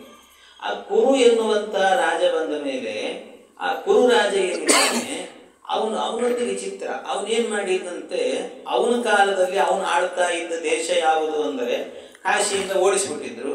ಅದಕ್ಕೆ ಪ್ರಯಾಗ ಕ್ಷೇತ್ರಕ್ಕೆ ಬಂದು ಕೂತಿದ್ದ. ಮೊನ್ನೆ ಕುಂಭಮೇಳ ನಡೀತಲ್ಲ ಅಲ್ಲಿ, ಆ ಪ್ರಯಾಗ ಕ್ಷೇತ್ರದಲ್ಲಿ ಇದ್ದಂತ. ಪ್ರಯಾಗ ಕ್ಷೇತ್ರದಲ್ಲಿ ಆಳ್ತಾ ಇದ್ದ. ಅವನು ಆಳಬೇಕಾದ್ರೆ ಏನಾಯಿತು, ಅವನ ದೇಶದಲ್ಲಿ ಇಡೀ ದೇಶದಲ್ಲಿ ಇದ್ದಕ್ಕಿದ್ದಾಗೆ ಕ್ಷಾಮ ಬಂತಂತೆ. ಏನು ತಿನ್ಲಿಕ್ಕೆ ಏನು ಇಲ್ಲ ಅನ್ನೋ ಸ್ಥಿತಿ ಬಂದೋಯ್ತು. ಏನು ಬೆಳೆನೇ ಇಲ್ಲ ಎಲ್ಲೂ ಕೂಡ, ಭಾರಿ ಕ್ಷಾಮ ಬಂತು. ಕ್ಷಾಮ ಬಂದ ಕೂಡಲೇ ಅವನೇನು ಮಾಡಿದಂತೆ, ತುಂಬ ಕ್ಷಾಮ ಬರ್ತಾ ಇದೆ ಅಂತ ಹೇಳಿ ಅದಕ್ಕೋಸ್ಕರವಾಗಿ ಏನು ಮಾಡಿದಂತೆ, ಆ ಕ್ಷಾಮಕ್ಕೋಸ್ಕರ ನಾನು ಭೂಮಿಯಲ್ಲಿ ಬೀಜವನ್ನು ಬಿತ್ತಿ ಬೆಳೆ ಬೆಳಿಬೇಕು ಅಂತ ಅನ್ಕೊಂಡಂತೆ. ಬೀಜ ಬಿತ್ತಿ ಬೆಳೆ ಬೆಳಿಬೇಕು ಅಂತ ಅನ್ಕೊಂಡು ಅಲ್ಲಿಂದ ಹೊರಟಂತೆ. ಅಲ್ಲಿಂದ ಹೊರಟು ಒಂದು ಜಾಗಕ್ಕೆ ಹೋಗಿ ಆ ಜಾಗವನ್ನೆಲ್ಲ ಮಣ್ಣೆಲ್ಲ ಇತ್ತು, ಬಹಳ ಚೆನ್ನಾಗಿತ್ತು ಮಣ್ಣು ಗಿಣ್ಣೆಲ್ಲ. ಅಲ್ಲಿ ಏನು ಮಾಡಿದಂತೆ, ಬರಬೇಕಾದ್ರೇನೆ ಭಾರಿ ವಿಚಿತ್ರ. ಅವನು ಏನು ಮಾಡಿದ್ದ, ಭೂಮಿಯನ್ನು ಅಗಿಬೇಕಲ್ಲ, ಭೂಮಿ ಉಳ್ಬೇಕಲ್ಲಿ. ಭೂಮಿ ಉಳ್ಬೇಕಾದ್ರೆ ಹೇಗೆ ಉಳಿದ ಅಂದರೆ ಅದಕ್ಕೆ ಬಂಗಾರದ ನೇಗಿಲು ತಂದಿದ್ದಂತೆ, ಬಂಗಾರದ ನೇಗಿಲು. ಆ ಬಂಗಾರದ ನೇಗಿಲನ್ನು ತಂದು 2 ಇದು ಬೇಕಲ್ಲ, ಅದಕ್ಕೆ ಎತ್ತುಗಳು ಬೇಕು. ಅದಕ್ಕೆ ಒಂದು ಯಮಧರ್ಮರಾಜ ಏನಿದ್ದಾನಲ್ವ, ಯಮಧರ್ಮರಾಜ, ಆ ಯಮಧರ್ಮರಾಜನಿಂದಾಗಿ ಒಂದು ಕೋಣ ಇಸ್ಕೊಂಡಿದ್ದಂತೆ, ಕೋಣ. ಇನ್ನೊಂದು ರುದ್ರದೇವರ ಕೈಯಿಂದಾಗಿ ವೃಷಭ ಅಂದರೆ ಎತ್ತನ್ನು ಇಸ್ಕೊಂಡಿದ್ದಂತೆ. ರುದ್ರದೇವರ ಕೈಯಲ್ಲಿ ಎತ್ತು, ಇವರ ಕೈಯಲ್ಲಿ ಕೋಣ, ಎರಡನ್ನೂ ಇಸ್ಕೊಂಡು ಅವುಗಳನ್ನು ಕಟ್ಟಿ ಬಂಗಾರದ ನೇಗಿಲಿ ಕಟ್ಟಿ ಭೂಮಿಯನ್ನು ಅಗಿತಾ ಇದ್ದಂತೆ ಕುರುರಾಜ. ಭೂಮಿಯನ್ನು ಅಗಿತಾ ಇರಬೇಕಾದ್ರೆ ಆ ಕುರುರಾಜ ಅದನ್ನು ನೋಡಿ ಭಗವಂತನಿಗೆ ಆಶ್ಚರ್ಯ ಆಯಿತು. ಎಲ್ಲ ಏನಿದು ಕುರುರಾಜ ಬಂಗಾರದ ನೇಗಿಲನ್ನು ತಗೊಂಡು ಭೂಮಿಯನ್ನು ಉಳುತ್ತಿದ್ದಾನಲ್ಲ ಅಂತ ಭಗವಂತನೇ ಪ್ರತ್ಯಕ್ಷನಾದನಂತೆ. ದೇವರೇ ಪ್ರತ್ಯಕ್ಷನಾದ ಕೂಡಲೇ ಅವನು ನೋಡಿ ಏನೋ ಕುರು ಏನು ಮಾಡ್ತಾ ಇದ್ದಿ? ಸ್ವಾಮಿ, ಏನಿಲ್ಲ, ಜಗತ್ತಿನಲ್ಲಿ ಕ್ಷಾಮ ಬಂದಿದೆ, ಅದಕ್ಕೆ ಬೀಜ ಬಿತ್ತಿ ಮತ್ತೆ ಬೆಳೆಯನ್ನು ಬೆಳಿಬೇಕು ಅಂತ ಆರಂಭ ಮಾಡ್ತಾ ಇದ್ದೇನೆ ಅಂತ ಹೇಳಿದ್ರಂತೆ. ಅದಕ್ಕೆ ನೋಡಿ ಆಶ್ಚರ್ಯ ಆಯಿತು ಪರಮಾತ್ಮನಿಗೆ. ಭಗವಂತ ಹೇಳಿದ್ನಂತೆ, ನಿಜವಾಗ್ಲೂ ಕ್ಷಾಮ ಇರಲಿಲ್ಲ, ಎಲ್ರಿಗೂ ಊಟಕ್ಕೆ ತಿಂಡಿಗೆ ಬೇಕಾದಷ್ಟಿತ್ತು, ಆದರೆ ಇವನು ಕ್ಷಾಮ ಅಂತ ಮಾಡ್ತಿದ್ದಾನಂತೆ. ಮಾಡುವಾಗ ಆಗ ಭಗವಂತ ಕೇಳಿದ, ಅಲ್ಲೋ ಎಲ್ರಿಗೂ ಬೇಕಾದಷ್ಟು ಊಟ ತಿಂಡಿ ಎಲ್ಲ ಬೇಕಾದಷ್ಟಿದೆ ಅಂತೆ, ಕ್ಷಾಮ ಅಂತ ಬೇರೆ ಹೇಳ್ತಿದ್ದೀನಿ, ನೀನು ಎಲ್ಲಿದೆಯೋ ಕ್ಷಾಮ ಅಂತ ಕೇಳಿದ್ದಾನೆ. ಎಲ್ಲಿದೆ ಕ್ಷಾಮ? ಯಾವ ಕ್ಷಾಮ ಇಲ್ಲ, ಏನಿಲ್ಲ, ಸುಮ್ಮನೆ ನೀನು ಭೂಮಿಯನ್ನು ಅಗಿತಿದ್ದಿ ಮಾಡ್ತಿದ್ದಿ, ಯಾಕೆ ಅಂತ ಕೇಳಿದ್ನಂತೆ. ಕೇಳಿದ್ದಕ್ಕೆ ಆಗ ಕುರುರಾಜ ಹೇಳಿದ್ನಂತೆ, ಅಪ್ಪ ಪರಮಾತ್ಮ, ನಾನು ಹೇಳಿದ್ದು ಕ್ಷಾಮ ಅಂದರೆ ಊಟ ತಿಂಡಿ ಕೊರತೆ ಇದೆ ಅಂತ ನಾ ಹೇಳಿದ್ದಲ್ಲ, ಮತ್ತು ಯಾವುದು ಅಂದರೆ ಧರ್ಮಕ್ಕೆ ಕ್ಷಾಮ ಬಂದಿದೆ ಅಂತ ಹೇಳಿದಂತೆ. ಎಲ್ಲೂ ಜಗತ್ತಿನಲ್ಲಿ ಧರ್ಮದ ಕಾರ್ಯ ನಡೀತಾ ಇಲ್ಲ, ಧರ್ಮಕ್ಕೆ ಕ್ಷಾಮ ಬಂದಿದೆ. ಆದ್ರಿಂದ ಧರ್ಮದ ಬೀಜವನ್ನು ಬಿತ್ತಿ ಧರ್ಮವನ್ನು ಮತ್ತೆ ಪ್ರಸಾರ ಮಾಡಬೇಕು ಅಂತಿದ್ದೇನೆ ಅಂತ ಹೇಳಿದಂತೆ. ಧರ್ಮ ಪ್ರಸಾರ ಮಾಡಬೇಕು ಅಂತಿದ್ದೇನೆ ಅಂತಂದಾಗ ಭಗವಂತ ಕೇಳಿದ, ಅಲ್ಲೋ ಧರ್ಮದ ಬೀಜ ಬಿತ್ತೀನಿ ಅಂತಿದ್ದಿ, ಬೀಜ ಎಲ್ಲಿದೆಯೋ ಅಂತ ಕೇಳಿದ್ನು. ಬೀಜ ಎಲ್ಲಿದೆ ಅಂತ. ಬೀಜ ಧರ್ಮದ ಬೀಜ ಬೇಕಲ್ಲ, ಅಕ್ಕಿ ಅಂತ ಆದ್ರೆ ಭತ್ತ ಗಿತ್ತ ಏನೋ ಬೀಜ ಬಿತ್ತಿ ಬಿಡೋದು, ಗೋಧಿ ಬಿತ್ತಿ ಬಿಡ್ಬೋದು, ಅದು ಬೆಳೀತದೆ. ಧರ್ಮದ ಬೀಜ ಎಲ್ಲಿದೆ ಅಂತ ಕೇಳಿದ್ದಕ್ಕೆ ಅವನು ಹೇಳಿದ್ನಂತೆ ಕುರುರಾಜ, ಸ್ವಾಮಿ ನನ್ನ ಇಡೀ ದೇಹದಲ್ಲಿರುವ ಕಣಕಣವೂ ಕೂಡ ಧರ್ಮದ ಬೀಜ ಅಂತಂದ. ಕಣಕಣವೂ ಧರ್ಮದ ಬೀಜ ಹಾಗೋ ಹೇಳ್ತಿದ್ದೀನಿ, ಬೇಕಾದ್ರೆ ನಾನು ಕೈ ಕಡದ್ ನೋಡು ಅಂತಂದಂತೆ. ಕೈ ಕಡದ್ ನೋಡು ಅಂದ್ರೆ ಆಯ್ತು ಅಂತ ಭಗವಂತ ಅವನ ಕೈ ಕತ್ತರಿಸಿದ್ನಂತೆ. ಕತ್ತರಿಸಿದ್ರೆ ರಕ್ತ ಬರಬೇಕಲ್ಲ, ರಕ್ತ ಬರಲಿಲ್ಲ, ಧರ್ಮದ ಬೀಜಗಳು ಉದುರಿದ್ವಂತೆ. ಅಂಥ ಧರ್ಮಿಷ್ಠನಾಗಿದ್ದಂತೆ, ಮೈ ತುಂಬ ಧರ್ಮವೇ ತುಂಬಿಕೊಂಡಿದ್ದಂತ ಕುರುರಾಜ. ಅವನನ್ನು ನೋಡಿ ಭಗವಂತ ಹೇಳಿದ್ನಂತೆ, ನಿನ್ನ ಧಾರ್ಮಿಕತೆಯನ್ನು ನೋಡಿ ಮೆಚ್ಚಿದ್ದೇನೆ, ನೀನು ಯೋಚನೆ ಮಾಡಬೇಡ, ಆ ಬೀಜಗಳೆಲ್ಲ ನನ್ನ ಕೈ ಕೊಡು, ನೀ ಮುಂದೆ ನೇಗಿಲು ಹಾಕ್ಕೊಂಡು ಭೂಮಿಯನ್ನು ಹಸನಾಗಿ ಮಾಡುತ್ತಾ ಹೋಗು, ಹಿಂದಿಂದ ನಾನೇ ಬಿತ್ತುಕೊಂಡು ಬರ್ತೀನಿ ಅಂತ ಪರಮಾತ್ಮ ಆ ಧರ್ಮದ ಬೀಜವನ್ನೆಲ್ಲ ಅಲ್ಲಿ ಬಿತ್ತಿದ್ನಂತೆ. ಬಿತ್ತಿದ ಮೇಲೆ ಆಮೇಲೆ ಅವನು ಹೇಳಿದ್ನಂತೆ, ಪರಮಾತ್ಮ ಹೇಳಿದ್ನಂತೆ ಕುರುರಾಜನಿಗೆ, ನೋಡು ನೀನೇನು ಮಾಡಿದ್ದಿ ಅಂತಂದ್ರೆ ಇಲ್ಲಿ ಧರ್ಮದ ಬೀಜವನ್ನು ಬಿತ್ತಿದ್ದಿ, ಆದ್ರಿಂದ ಈ ಕ್ಷೇತ್ರ ಧರ್ಮಕ್ಷೇತ್ರ ಆಗಲಿ ಅಂತ. ಅಷ್ಟೇ ಅಲ್ಲ, ಮತ್ತೆ ನೀನು ಬಿತ್ತಿದ್ದಾದ್ರಿಂದ ಈ ಕ್ಷೇತ್ರಕ್ಕೆ ನಿಂದೇ ಹೆಸರು ಬರಲಿ ಅಂತಂದ. ನಿಂದೇ ಹೆಸರು ಬರಲಿ, ಅವನ ಹೆಸರೇನು? ಕುರು ಅಂತ ಹೆಸರು. ಆದ್ರಿಂದ ನಿನ್ನ ಹೆಸರು ಬರಲಿ, ಇದು ಇನ್ಮೇಲೆ ಏನಾಗಲಿ ಕುರುಕ್ಷೇತ್ರ ಅಂತ ಪ್ರಸಿದ್ಧ ಆಗಲಿ ಅಂತ ಹೇಳಿದ್ನಂತೆ ಭಗವಂತ. ಆದ್ರಿಂದಲೇ ಭಗವದ್ಗೀತೆ ಆರಂಭ ಆಗೋದೇ ಹಾಗೆ, ಧರ್ಮಕ್ಷೇತ್ರೇ ಕುರುಕ್ಷೇತ್ರೇ ಸಮವೇತಾಯುಯುತ್ಸವ. ಏನು ಧರ್ಮಕ್ಷೇತ್ರ ಅಂತ ಯಾಕೆ ಕರೆಯೋದಂದ್ರೆ ಧರ್ಮದ ಬೀಜ ಬಿತ್ತಿದ್ನಂತಲ್ಲಿ, ಆದ್ರಿಂದ ಧರ್ಮಕ್ಷೇತ್ರ. ಇನ್ನು ಕುರುಕ್ಷೇತ್ರ, ಅದು ಯಾಕೆ ಕುರುಕ್ಷೇತ್ರ ಅಂತ ಹೇಳಿದ್ರೆ ಕುರುರಾಜ ಬಿತ್ತಿದ್ದು, ಆದ್ರಿಂದಾಗಿ ಕುರುಕ್ಷೇತ್ರ ಅಂತ ಹೆಸರು ಅದಕ್ಕೆ. ಹೀಗೆ ಧರ್ಮಕ್ಷೇತ್ರೇ ಕುರುಕ್ಷೇತ್ರೇ, ಇಂಥ ಕ್ಷೇತ್ರದಲ್ಲಿ ಯುಯುತ್ಸವ, ಯುದ್ಧ ಮಾಡಬೇಕು ಅಂತ ಇಚ್ಛೆಯುಳ್ಳವರೆಲ್ಲ ಸೇರಿದ್ದಾರೆ, ಏನ್ ಮಾಡುತ್ತಿದ್ದಾರೆ ಅಂತ ಧೃತರಾಷ್ಟ್ರ ಕೇಳೋದು. ಮಾಮಕ ಪಾಂಡವಾಶ್ಚೈವ ಅಂತ ಕೇಳ್ತಾನೆ. ಇದು ಧರ್ಮಕ್ಷೇತ್ರದ ಬಗ್ಗೆ. ಇಂಥ ರಾಜರು ಇವರೆಲ್ಲ ಚಂದ್ರವಂಶದ ರಾಜರು ಇವರೆಲ್ಲ. ಹೀಗೆ ಆ ಚಂದ್ರವಂಶದಲ್ಲಿ ಕುರುರಾಜ ಬಂದ, ಕುರುರಾಜನಿಂದಾಗಿ ಮುಂದೆ ಅದೇ ವಂಶ ಎನ್ನುವುದು ಬೆಳೀತು. ಬೆಳೆದಾದ ಮೇಲೆ ಮುಂದೆ ಏನಾಗತ್ತೆ ಅಂತ ಹೇಳಿದ್ರೆ, ಅದೇ ವಂಶದಲ್ಲಿ ಮತ್ತೊಬ್ಬ ರಾಜ ಬರ್ತಾನೆ, ಶಂತನು ಅಂತ ಒಬ್ಬ ರಾಜ ಬರ್ತಾನೆ. ಆ ಶಂತನು ರಾಜ ಏನಿದ್ದಾನಲ್ಲ, ಶಂತನು ರಾಜನಿಗೆ ಅವನದು ಒಂದು ವಿಚಿತ್ರ. ಶಂತನು ರಾಜ, ಅದೆಲ್ಲ ಮಹಾಭಾರತದ ಕಥೆ ಆಗ್ತದೆ ಮತ್ತೆ ಮುಂದೆ. ಇನ್ನು ಶಂತನು ರಾಜ, ಅವನಿಗೆ ಹುಟ್ಟಿದವನು ಯಾರು ಅಂತಂದ್ರೆ ಭೀಷ್ಮ. ಭೀಷ್ಮ ಹುಟ್ಟಿದ್ದು ಗಂಗಾದೇವಿಯಲ್ಲಿ, ಗಂಗೆಯಲ್ಲಿ ಭೀಷ್ಮ ಹುಟ್ಟಿದ. ಅದೇ ಶಂತನು ಮತ್ತೆ ಸತ್ಯವತಿ ದೇವಿಯನ್ನು ಮದುವೆ ಮಾಡಿಕೊಂಡ. ಆ ಸತ್ಯವತಿಯನ್ನು ಮದುವೆ ಮಾಡಿಕೊಂಡಾಗ ವಿಚಿತ್ರವೀರ್ಯ ಅಂತ ಒಬ್ಬ ಮಗ ಹುಟ್ಟಿದ. ಹೀಗೆ ಅಲ್ಲಿ ಇಬ್ಬರು ಮಕ್ಕಳು, ಮತ್ತೆ ಆ ಚಿತ್ರಾಂಗದ ಮತ್ತು ವಿಚಿತ್ರವೀರ್ಯ ಅಂತ ಆ ಇಬ್ಬರು ಮಕ್ಕಳು ಕೂಡ ಸಣ್ಣ ವಯಸ್ಸಿಗೆ ಹೋಗಿಬಿಟ್ರು. ಆಮೇಲೆ ಈ ಭೀಷ್ಮ ಏನು ಮಾಡಿದ, ಮದುವೆ ಮಾಡಿಸಿದ್ದ ಅಂಬೆ ಅಂಬಿಕೆ ಅಂತ ಹೇಳಿಬಿಟ್ರು. ಅಂಬೆ ಅಂಬಾಲಿಕೆ ಅಂತ, ಅಂಬಿಕೆ ಬೇರೆ ಕಥೆ. ಆ ಅಂಬೆ ಅಂಬಾಲಿಕೆ ಏನಿದ್ದಾರಲ್ಲ ಅವರಿಬ್ಬರಲ್ಲೂ ಕೂಡ ಮತ್ತೆ ವೇದವ್ಯಾಸ ದೇವರು ಏನು ಮಾಡಿದ್ರು, ನಿಯೋಗ ಪದ್ಧತಿಯಿಂದ ಮಕ್ಕಳನ್ನು ಪಡೆದ್ರು. ಆಗ ಹುಟ್ಟಿದ ಮಕ್ಕಳೇನೆ 3 ಜನ ಮಕ್ಕಳು. ಯಾರು ಅಂತ ಹೇಳಿದ್ರೆ, ಒಂದು ಧೃತರಾಷ್ಟ್ರ, ಪಾಂಡು, ವಿಧುರ ಅಂತ 3 ಜನ ಮಕ್ಕಳು ಹುಟ್ಟಿದ್ರು. ಅದರಲ್ಲಿ ಪಾಂಡು ಏನಿದ್ದಾನೆ, ಪಾಂಡುವಿನಿಂದಾಗಿ ಪಾಂಡವರ ವಂಶ ಬಂತು.